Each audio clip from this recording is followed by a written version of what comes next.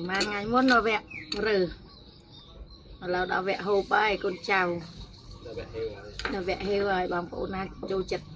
nhằm cho đi đấy này tôi nhanh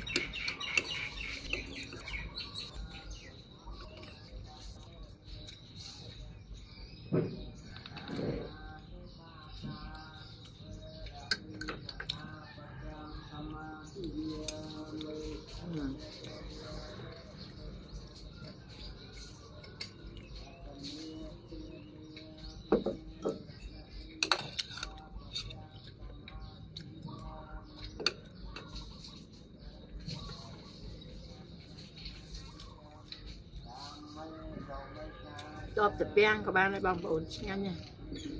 tập beng spray tròn spray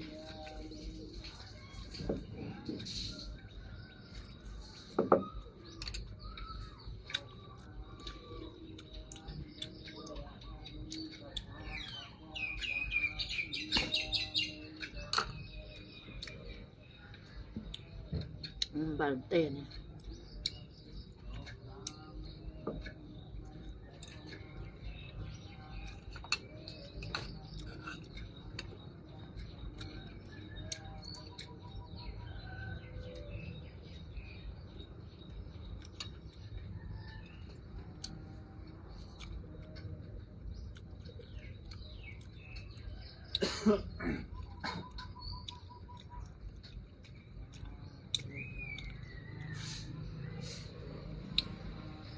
còn phải tụng chụp về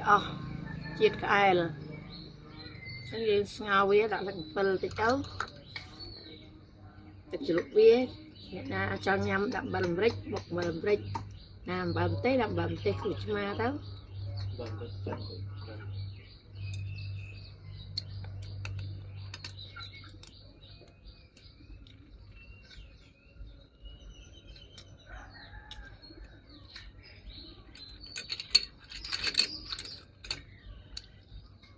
Thế thì cũng